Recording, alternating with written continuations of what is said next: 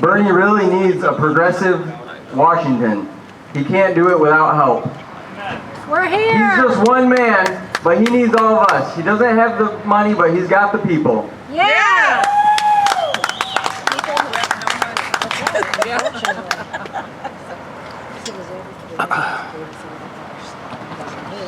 Thank you very much, Charles. That was the thing after the work. Welcome. Can you hear me out there? Yeah! Okay. Well, as Charles said, I'm running for Congress again. I'm a professor of political science at Western Michigan University. I ran for Congress against Fred Upton last time, and it was my first time to run for public office, so you learn a few things. We're going to do this again. My wife, Aideen, is a librarian. She's sitting over here. Well, I'm here today, I think probably for the same reason you guys are, and that is that there is one question that we face today that I think is the reason we're all here, and that is, are we going to have an economy that works for the few, or are we going to have an economy that works for the many? Are we going to have a society that works for the few, or a society for the many? Are we going to have a government run by the few and for the few, or a government of, by, and for the people? Yeah! You know, this guy running against Congressman Upton, you probably know that he's one of the heirs of the Whirlpool fortune. Oh, yes. All right? Well, he's also been in Congress for 29 years, and he is a case study in what is wrong with Congress and why today we have an economy and a society for the few. He is within this last year, he has voted to cut taxes on millionaires and billionaires. He has voted to turn Social Security into a voucher program. Congressman Upton is a born-again climate science denier. No! He used to believe in it, but somehow now he doesn't quite get it. And I'm not sure how that works. All right? I don't know if you saw May Day with this national organization. It's citizens like you. It's an organization of citizens that understands that our democracy is being sold to the highest bidder.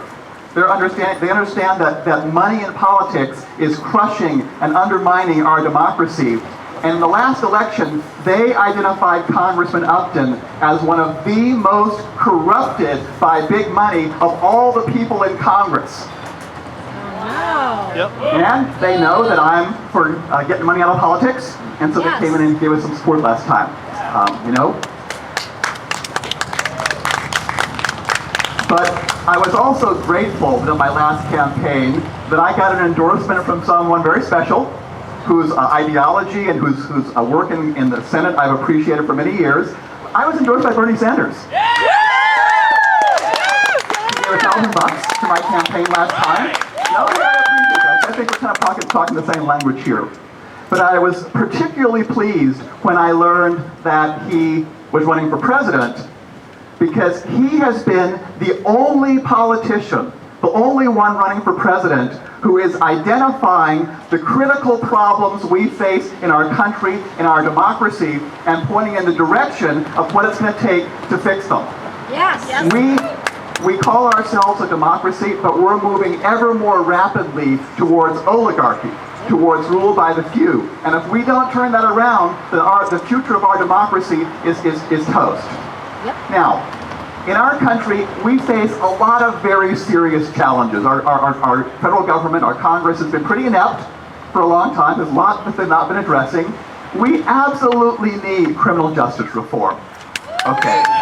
We absolutely need to strengthen voter rights so everyone really can vote. Yes. We absolutely need to improve education. There are a lot of things we need to do in foreign policy. There's a long, long agenda of things that our country, that our Congress needs to do that it is not doing. But when Bernie came out and said he was going to run for president, he said he was going to focus on 3 issues: economic inequality, money in politics, and climate change. And I said, go Bernie! Because if we do not address economic inequality and money in politics and climate change, if we leave any one of these to continue the way it's going, our democracy has no future. That's right. For our children and grandchildren. So these really are the central issues that we need to be focusing on. So, it's 90 degrees out here today. I'm grateful to you all for coming out here. This may not be sort of the best time to talk about the details of the issues, but if we're going to change the direction of this country, we're going to have to organize. The money is behind, the big money is behind their privileges. The big money is behind their special advantages that they've bought in Washington. And they know they've got those advantages. If we're going to turn that around, the only way we can turn that around is through the power of the people, through the power of organization. And I think it's helpful to kind of talk through what these core issues are. So I want to talk through the three issues. The first one is economic inequality. Today in the United States, we are at the highest level of economic inequality since the Great Depression, so just before the Great Depression. If we have, our country, as we all know, has a very shameful history of slavery. If we take out the issue of slavery, we have the highest inequality, equal to the highest inequality in America's history. And when you have so much inequality, when you have, on the one hand, billionaires making billions of dollars, raking it in, and hunger and poverty here in Kalamazoo, and people not getting the basic education they need, and having to work 2 or 3 jobs just to go and getting messed up by the banks in a variety of ways. All right, when you have that much inequality, you can't have real democracy, and it's going in the wrong direction. If we look at what happened after the Great Depression, World War II, we had about 30 years when we had pretty good economic growth, and the benefits of that growth were shared between the worker and the owner, between the worker and management. This is a Labor Day event, all right? During those times, the laborers, they got a share of that growth. Well, now, for the last 35 years or so, we have continued to have economic growth, but where have the benefits gone? They've all gone to the boss, to the people at the top. The workers are producing more value, but they don't get a share of that value. They got a little bit under Clinton. Okay, 10%. All right. But in the last decade and a half, we've been going backwards. We've been going backwards. The median income in the United States in 1999 was $56,000. In 2012, it was $51,000. No. So it's going completely backwards. Well, we've had substantial economic growth. Now the question is, well, why is that? How did it get that way? And there are a few pieces to that, but I think that the main piece behind that is that the country, the government, adopted an economic model, partly through politics and partly, I'm a professor, partly through academia, that we can call free market fundamentalism. It came up with Ronald Reagan. Pretty much. It was a little bit before that, but it really gathered steam under Ronald Reagan. And it's the idea that if you just have an unregulated free market with government getting out of the picture, just leave business to do whatever they want, that you'll have good economic growth and almost everybody will benefit. That's free market fundamentalism. In academic world, it's called neoliberalism. All right, it was tried here. It was pushed very hard. I study Africa. It was pushed very hard in Africa. It was tried a lot in Latin America. Well, guess what? Everywhere that it's tried, it's failed. It's failed. And if we look at history, it should be no surprise that when you have completely unregulated free markets, what happens? A few people get extraordinarily rich, and a lot of people fall down to the bottom, and you get inequality, and you get poverty, and you get hunger, and that's what we've seen in the United States over the last 35 years. Yep. So, what happened? Well, if we want to look at when it became utterly apparent that this model was a complete disaster, it was with the housing crisis. Because this free market fundamentalism was behind the idea that you should just let the banks do whatever they want. They want to make these complicated derivatives and cutting and splicing mortgages. No problem. That's their business. They're just trying to make profit. All right? Well, now, there's a little thing we have in the United States, and that is that 4 of our banks happen to own assets that are worth over half the American economy. Not a good idea. Not a good idea. No. So what happens when you have 4 banks with assets over half the American economy, the term they use is, well, we're too big to fail.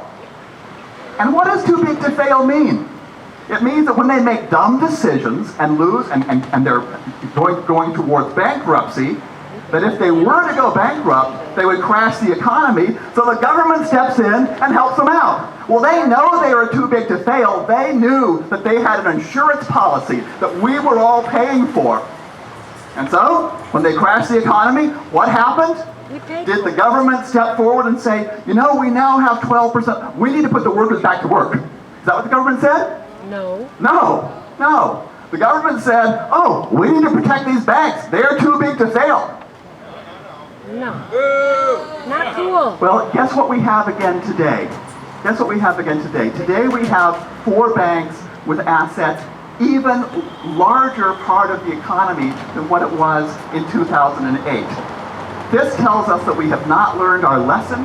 This tells us that the people we have in Washington, the Congress, and I love Obama, but the president also has not pushed on this. He's got Tim Geithner there helping him out, some of these Wall Street people helping him out, all right?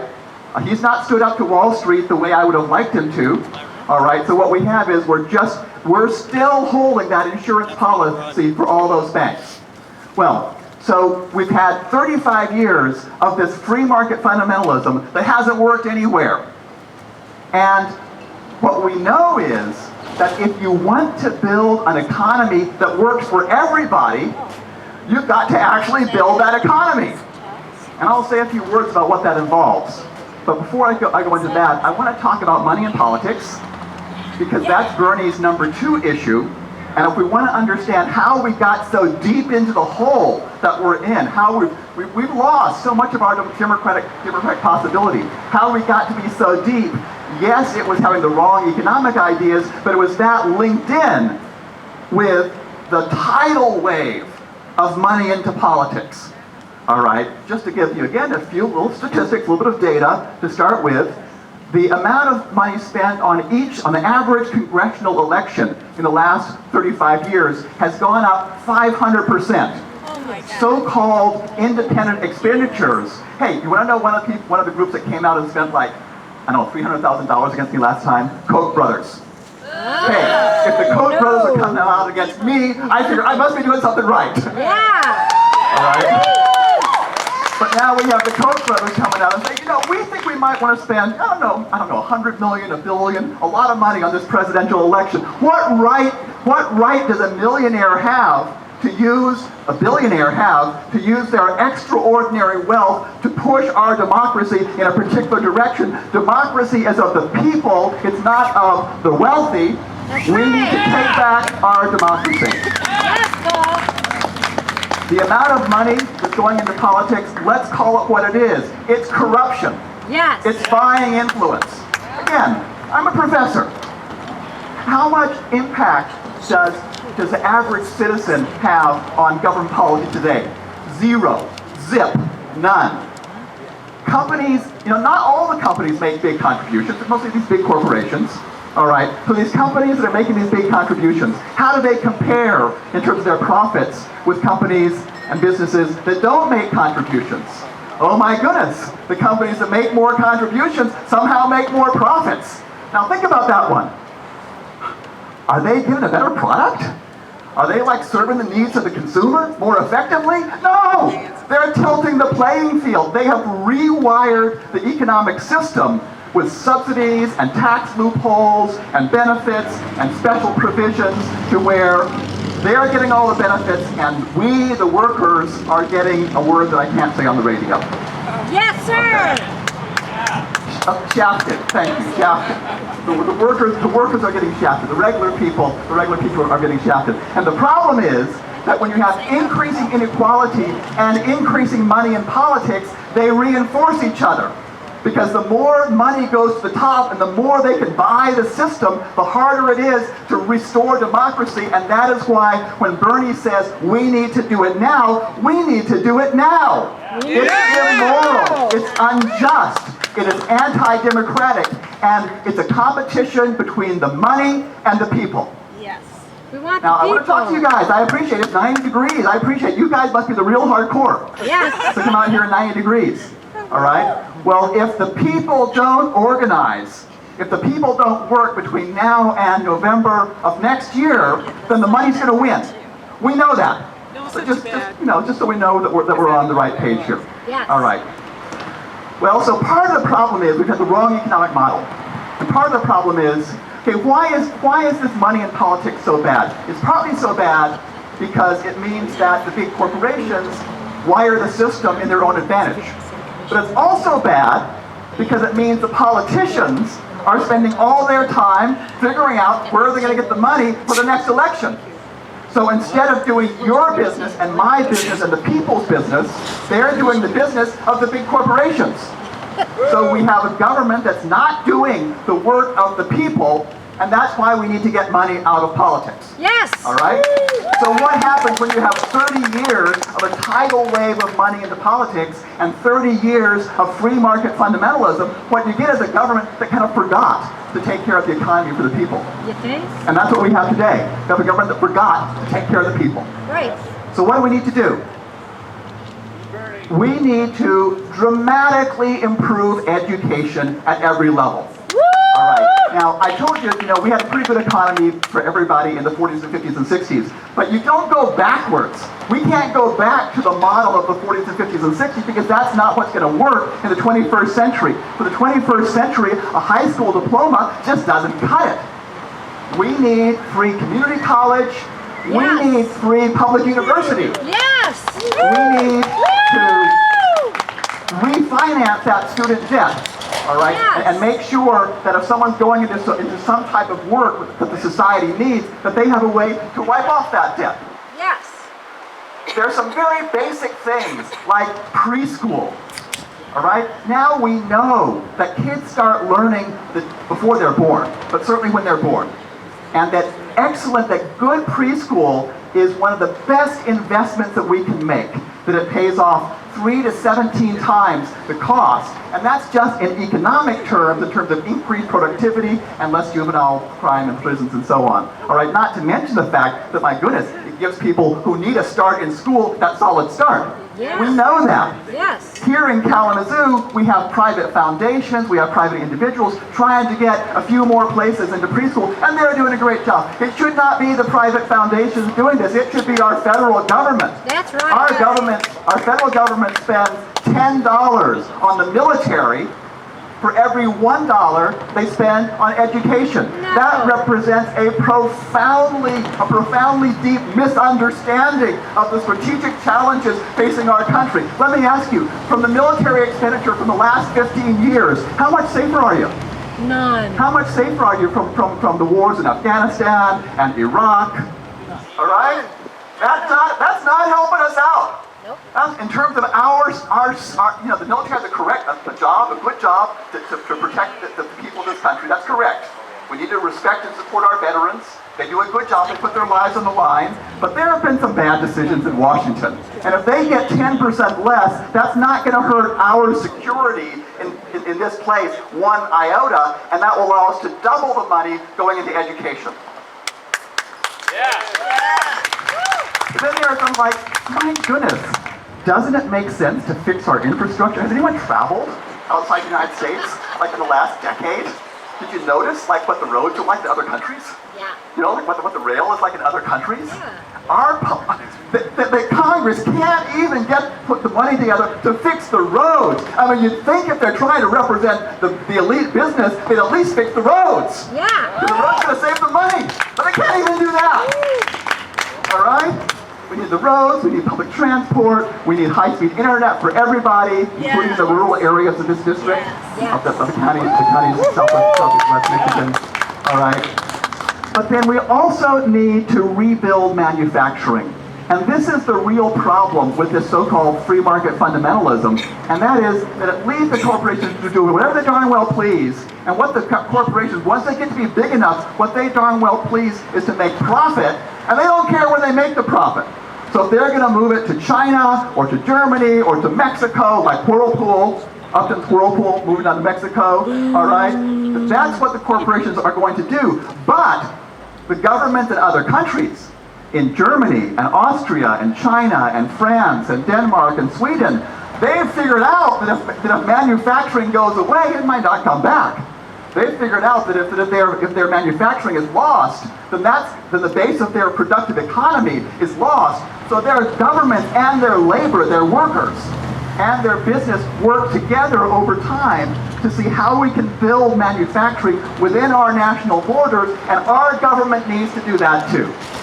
Our government needs to quit giving subsidies for moving your industry overseas. Yes. Quit giving enormous funds to oil companies to pollute, but that's a little bit of a different issue. All right, because it's the same area. But the basic thing is that if we want to build manufacturing in this country, we can do it, but the government has been absolutely neglecting it, so we've got to turn this tide. Okay, so we've got to get the money out of politics. Yes. Yeah. We've got to build an economy that works for everybody, Yes. and we have to address economic inequality. Yes. So that gets us to the tax system. And the tax system is both in terms of addressing this inequality and also raising the resources that we're going to need to build an economy that works for everybody. Okay? So what do we need? We need to revamp the tax code to get rid of the subsidies and the loopholes that the big corporations have been building in there for the last 35 years. You know, our corporate tax is 35%. Maybe that's too high. But the average that they actually pay is 17%. So some of them are paying 35%. Some of them are paying 0 or 1 or 2% because they've worked the system. No. That's not right. That's not right. We need to clean out those subsidies and loopholes. Bernie's talking about this. We need a financial transaction tax. Yes, if people want to move their investments around to make smart investment decisions, that's fine. But to move your investments around 12 times in a day, you kind of have to figure that that's not about building the productivity of the economy, that's about scamming the system. So if we put a very small financial transactions tax and use that money, let's say, just for preschool. I don't know, maybe for other things. College. All right, but that would be a major move in the right direction for this Yeah. economy. We need to bring back Ronald Reagan's inheritance taxes. Oh yes, bring back Ronald Reagan's inheritance. That would help too. Because you know, if you've earned billions, part of the way you've been able to earn your billions is because you're in a society that creates the opportunity, that provides the infrastructure, that provides the workers, provides the workforce, that allows that to be possible. And when you pass away, the idea that your child should get all of the benefit from that, when the society has created the conditions that make that possible, it's not a good idea. It's not a good idea. So we need to bring back, Ronald Reagan, I know he's a radical, I know he's really extreme, you know, but we need to bring back his inheritance taxes. Yeah. So we need to change the tax system to raise the resources, to address the economic inequality, to move us in the direction to build an economy that works for everybody. But if we do all of these things and we do not address climate change, then our democracy is still toast. I'm sorry. That's right. I'm sorry. All right. Now, Congressman Upton is a particular, you know, those of us who live in the 6th District, we have a particular responsibility because Congressman Upton is our representative in Congress, and he's the guy who is doing more than anyone to block the United States from taking action on this, to block, because it's going to take world leadership to address this effectively. So our congressman is blocking the world from taking effective action on this, and he is doing it utterly cynically only for his own personal power. No. Why did he change his mind on this? He used to say we need to regulate greenhouse gases. He changed his mind because he wanted to be chairman of the Energy and Commerce Committee. That's right. And part of the price of that chairmanship was to say, oh no, I don't really believe in climate change. Because there was a lot of big money behind that, and that's where his party was. Well, that kind of cynicism is a prime example of the problem of money in politics and why our government is not working for the people and why we need to get Congressman Upton out of there. I want to give you a little bit of history here. You know, there's been a lot of discussion in the last 3 or 4 years. You know, is climate change real? It was 1992, 23 years ago, when George Bush Sr., a Republican, signed the Framework Convention committing the United States, as well as 150 other countries, to stabilize greenhouse gas emissions at a level that would prevent dangerous interference in the climate system. The scientific consensus was very clear in 1992, or Bush Sr. would not have signed that. Well, I'm sorry, we have seen dangerous interference in the climate system. With Hurricane Sandy, with the droughts and the forest fires in California, with Pakistan having a third of the country underwater, with bats falling out of the sky in Australia because it's too hot for the bats. All right, we have seen dangerous interference. The problem is that because we've not put on the brakes, we've gone to about not quite 1 degree Celsius of warming compared to before the Industrial Revolution. The problem is that there's a really deep momentum here. Within a couple of years, there will be enough energy infrastructure around the world to take the world to 2 degrees Celsius if we use that infrastructure. So after a couple of years, if we want to stop, all the scientists say, I mean, it gets worse all the time, but if you don't stop it at 2 degrees, it spirals out of control, and we get millions and millions of climate refugees, and we get probably half of the species of life on Earth dying out if we go to 4 or 5 or 6 degrees, which is we're on the way to that. We've got to stop it at 2 degrees.